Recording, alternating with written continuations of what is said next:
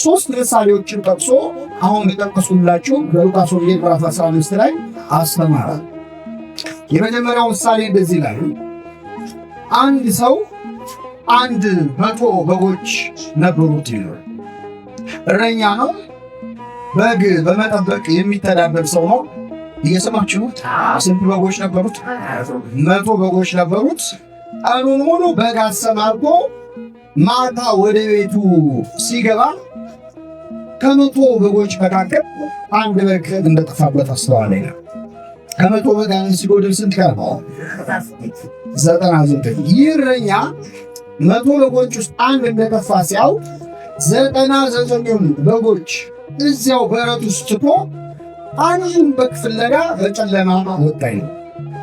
እስኪያገኘው ድረስ ፈለገው። ያንን በግ ወጥቶ ወርዶ ደክሞ በብዙ ልፋት እኩለ ሌሊት ያን የጠፋ በግ አገኘው። ባገኘው ጊዜ አነሳና በትከሻው ተሸክሞ ወደ ቤቱ ይዞት መጣ። ጎረቤቶቹና ወዳጆቹን ጠርቶ የጠፋውን በጌን አግኝቼዋለሁና ከኔ ጋር ደስ ይበላችሁ አላቸው።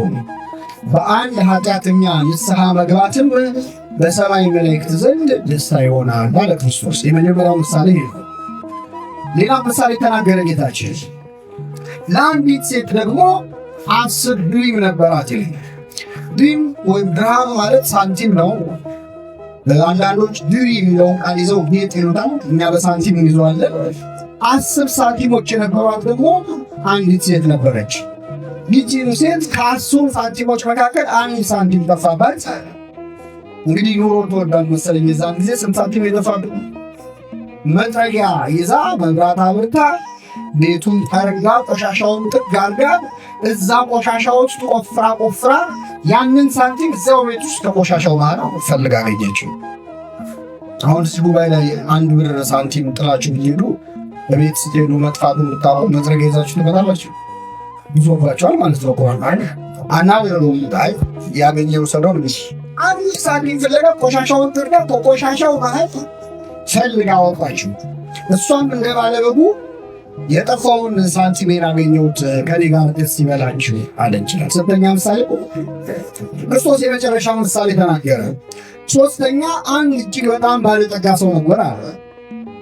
ይህ ባለጠጋ ደግሞ በጣም ብዙ የእርሻ መሬት ያለው፣ በጣም ብዙ ከብቶች ያሉት፣ ሎሌዎች ያሉት ባለጠጋ ሰው ነው።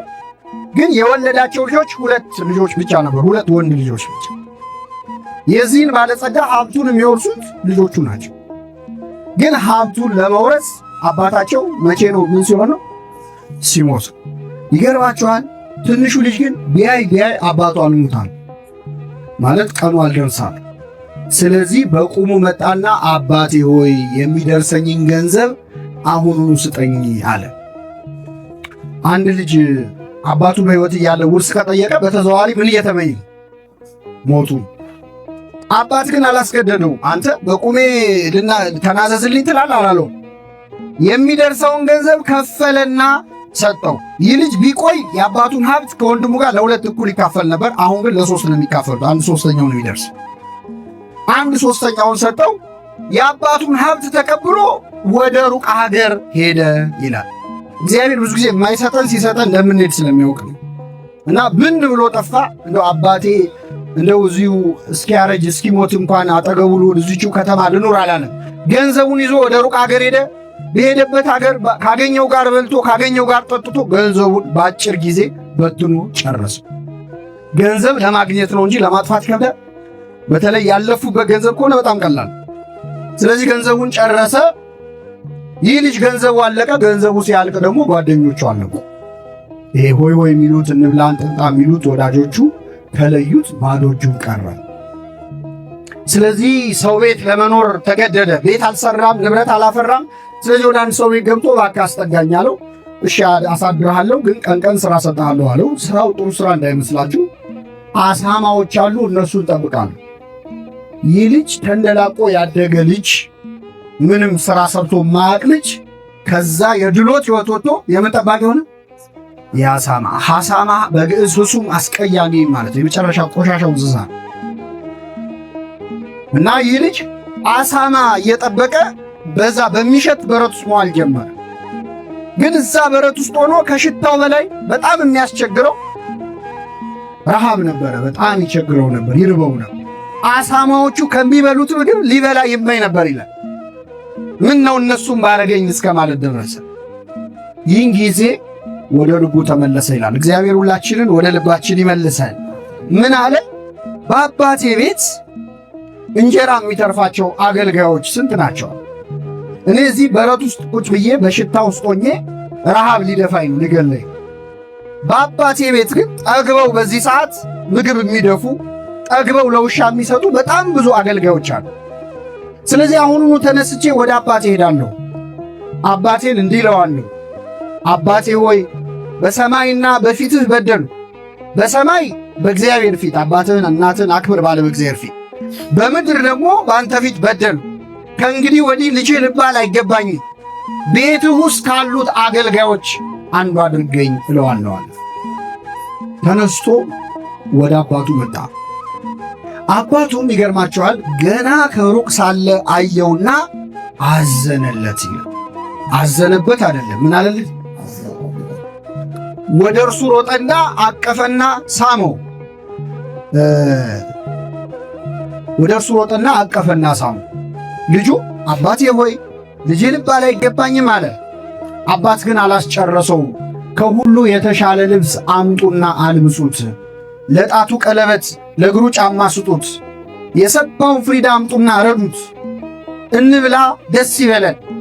ልጄ ሞቶ ነበር ሕያው ሆኗል፣ ጠፍቶ ነበር ተገኝቷል አለ።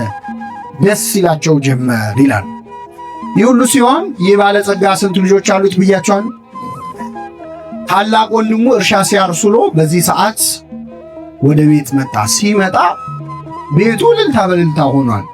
መሰንቆ እንዚራ ይሰማል። ምንድነው ብሎ አንዱን ሕፃን ጠርቶ ጠየቀ። ምንድነው ሲለው አይ ወንድም መጥቶ አባት የሰባውን ፍሪዳ አርዶለት ነው። ተቆጣ። ሊገባም አልፈለገም። ውጭ ቁጭ አለ፣ አኩርፎ ማለት ነው። ታላቁን ከኔ ጋር ናችሁ? አባትም ወጥቶ ለመነው፣ ኧረ እባክህ ግባ አለው። አልገባም፣ እኔ እስከ ዛሬ እንደ ባሪያ ተገዝቼ አገልግያለሁ። ካዘዝከኝ ውስጥ ያልፈጸምኩት አንድም ነገር የለም። ግን ለእኔና ለጓደኞቼ ደስ ይበላቸው ብለህ እንደው ፍየል እንኳን አርዳ ብልተንን ታውቃለህ ወይ?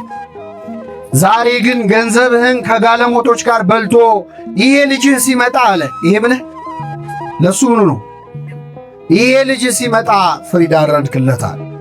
አባት ግን አንተ እስከ ዛሬ ከኔ ጋር ነበርክ፣ የኔ የሆነ ሁሉ ያንተ ነው።